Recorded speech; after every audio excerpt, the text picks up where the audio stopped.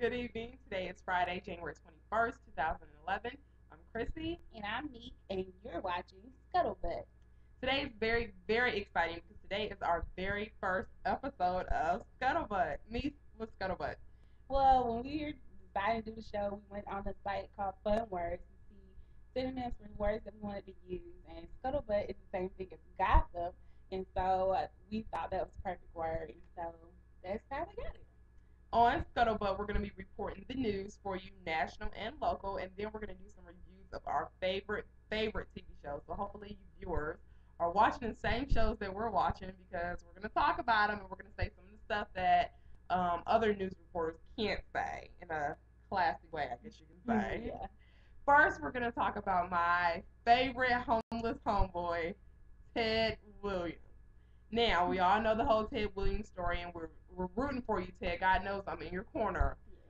He was on Dr. Phil Thursday and Friday, and he reported that right before he went to rehab, he stopped in Columbus and apparently met up with some friends. He smoked some weed, and he did have some drinks, but he said he did not get drunk. But he is in rehab. He said he's feeling good. He said he's gaining some weight, and he reported to Dr. Phil that he is doing well and he is excited about his recovery. Friday, his girlfriend was on there, and I'm sorry, I don't know her name, but apparently Dr. Phil extended the same offer to her to go into rehab. But right now, she declined. She said she's done it before. She said it feels like jail to her, and Dr. Phil let her know that if she did not do rehab and get herself clean, that he was going to make sure that Ted stayed away from her. But I don't know. What do you think about Ted? I just love Ted. I don't know why. I do. I really love him. Well, I think he has an amazing voice, and the fact that he could go from homeless and have all these offers is like a miracle and an awesome testimony. And so I'm definitely rooting for him, and I pray to God that after this rehab that he will come back better, stronger, wiser, and that he will be able to accomplish all his dreams and goals. Because that's all we ever want in life anyway. That's right. Ted, we're rooting for you, so we'll definitely keep you posted on Ted because I'm following him all the way. Second, in local Forsyth County, North Carolina news, we're going to talk about Mr. Randy Wolf. Mika, who is Randy? Randy was a candidate for the 90th House of Representatives seat, and right before elections in October, he was pulled over for DWI on Saturday, I believe, and then the next day he was pulled again for the same offense. Randy, not only did you get two DWIs, the weekend before elections, last weekend of October, you got a third DWI this past weekend. His license has already been revoked. He's not supposed to be driving. Obviously, he's not supposed to be drinking. So at this point, I think he just needs jail time because him being on the streets of North Carolina is not safe, and he's still doing it regardless. It's bad enough that you get one. Okay, we can forgive you, but you got three within a 3 month period. So that's just downright stupid. We'll keep you posted on Randy when he goes to court, but I just don't understand it. I don't get it. I don't get it. But we'll keep you posted on Mr. Wolf, and obviously he didn't win that election. Next, let's talk about a story that touched me. Miss Carlina. Carlina White has been going by the name of Nidra Nance. Apparently, she was abducted from the hospital in 1987. She was 19 days old, and her mom took her to the hospital for a fever, and she went home to get some rest. And when she came back, she was gone. She was gone. A lady took her, has been raising her for the last 23 years, but something about the family she was in, Carlina said she just didn't feel a part. So she decided to contact the missing and exploited children. She did find a baby picture of herself, but the progressed picture that they do, which is great, she said it looks just like her 5-year-old daughter. So it made her start Googling her family. She found her family, and after 23 years, they've been reunited. It's a great story. What do you think about it? I mean, I'm so happy for How them. could it not touch your heart? I mean, going 23 years without your daughter is, I can't even imagine. I can't imagine. Heart wrenching. But to be reunited and to feel like no time is being lost, I think that's awesome. Like, I'm very excited for them. And I'm praying to God that Miss Ann Petway, which is the woman who kidnapped her, goes to jail and serves time for this crime, which is absolutely crazy. I'm thinking that she has like a mental problem or something. Because like, how can you just go take someone else's child? It doesn't make sense. She has to, and we ask that you please check your local and national news because her picture has been posted and they're looking for her and she needs to be arrested ASAP, apprehended because what she did, I mean, it's unspeakable. But for the girl to still be alive after 23 years and be able to reunite with her family, we're very happy for her. So we're gonna keep an eye out on Carlina, and I know there's more great things to come, so we're happy about that.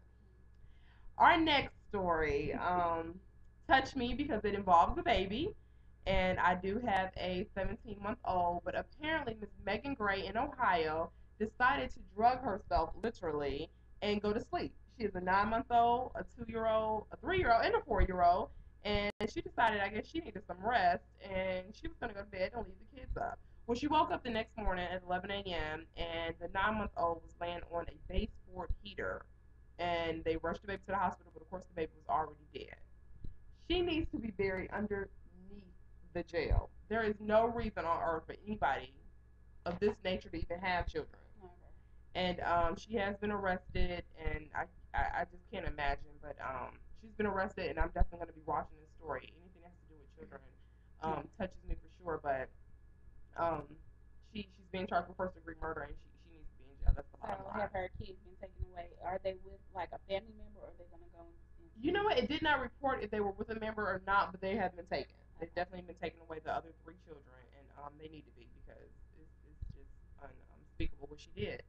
And to be a mother, it doesn't do something. Yeah. Okay. So another story. This is very serious, Shamika. Now you know we've always in Oprah have everyone sign texting and driving laws. It's important that you do not text and drive. But obviously, there's something more serious going on, texting and walking.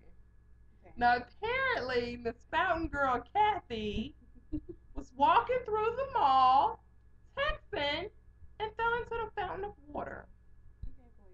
How does that happen? Please explain to me. Was her peripheral vision off that day? Because how did you not see the water in front of you, Kathy? Just wondering. She was on ET last night and had the audacity to start crying because I guess she was embarrassed. I don't know. The security guard who saw the tape in the mall filmed it and put it on YouTube. He is now jobless, unemployed. Yeah. But it was extremely funny to the over 2 million viewers that watched the videotape. Apparently, she might be suing the mall because they didn't come help her quick enough. I'm not sure, but she needs to just lighten up because it was extremely funny. Right. It was funny. Plus, it was her fault. She wasn't paying attention and she fell into the water. That's your fault. Next time, pay attention. It was, but we'll keep you posted on Miss Kathy. Maybe she'll have a reality show, texting and walking. Maybe like Antoine Dodson. We'll talk about him. We'll definitely talk about him later. Love me some Antoine. Okay, let's get to our favorite shows of the week. Yes. Let's talk about Basketball Wives. What happened this week? A lot of drama there. What happened this week? Well, Royce had a fashion show for her charity event, and she invited Jennifer and Evelyn to come and model and walk in the show. They didn't like the fashion, and they decided that they weren't going to come, which I think was wrong. What do you think? I think they were wrong. As friends, okay, first, Royce, I have to say this. Those clothes were horrible. And I know you didn't design them. I know you had designers. I don't know who would have been wearing those clothes, but those clothes were horrible. But even as friends, Jennifer and Evelyn should have come to support her. And then they called and made up a lie. You don't have to do all that. But they should have been there for her. Even if you didn't walk in the show, you should have been there to support her. Miss Tammy is new to the show, and I do want to say that I do welcome her. And I'm very happy for her. She did get a little plastic surgery this week. And so we're excited about seeing the outcome of that. And I am very excited because Tammy has stepped her game up with the weave. Girl, when you first started, I wasn't sure how I was going to be able to take Tammy because that hair, but the money's doing well for her because the weave's on point now. It's definitely on point. Jennifer and Eric. I mean, all you can do is just sigh. Jennifer and Eric, we're rooting for you. Hopefully you all can fix what is broken, but we want you happy. That's more important. This life is too short to be unhappy, so we want you happy. Let's move on to the Real Housewives of Atlanta. We are big Housewives fans, so we will be reporting all the Housewives news to you. Let's talk about Sweetie. for a second, and she only get a second, trust me. Where did Kim find her? Obviously from under a rock, because I tell you, I don't know any black woman that would accept the way that Kim talked to her, because it's very degrading and rude and just disrespectful. I wouldn't let her talk to me like that, and I guess we need to send Sweetie back up under that rock. It's too much. I give Candy and Don Juan some kudos because I would have been kicked Sweetie and Kim off that bus. That smoking was the first, and then it's just so loud early in the morning. Nobody want to hear all that. They are just too loud. Now, do you think Peter and Cynthia need to get married? Whew, Peter and Cynthia got a lot going on. I think that I agree with Nene and Mallory. They should just postpone the wedding because they have a problem with communication. I think that Peter closing Uptown without telling Cynthia first is a absolute no. And the fact that he doesn't want to talk to her about money or any issues is a big red flag. And so I think they should really work on their communication and practice, because it's not going to get any better once they get married. So they need to work on that. I totally agree. I think they need to postpone it, but what do I know? We'll see. We'll definitely see. Really quick, Derek J shoes. In my opinion, Derek J, they were not the butter. Not at all. But hey, maybe it works down there in Atlanta. I'm not sure, but it was too much. You was up doing in here too in North much. Carolina, you doing too. And we love you, Derek J, and we love you, Lawrence. But them shoes was not it. Right. Oh, and news really quick, and this might be old news for some of y'all. Did you know Sheree's Aston Martin got repoed? What? Obviously, this happened in November. I just found out about it, but I mean, I guess it's not a big deal. It's just a car. Right. So I guess maybe she'll get another one. All right, let's talk about the game. Woo! We have been anticipating the return of the game for 2 years, for Right. almost 2 years, and it is definitely back. I would like to say that I literally had to hold my breath when Melanie had to blurt out that DJ was Derwin's son, and Janae was at that door. Right. Who we hate, by the way, and we will always hate Janae, and that ain't never gonna change. Right. It was just too much. It's just too much, but I blame Derwin for that because I think he should have had a paternity test when DJ was born. Yeah, I agree.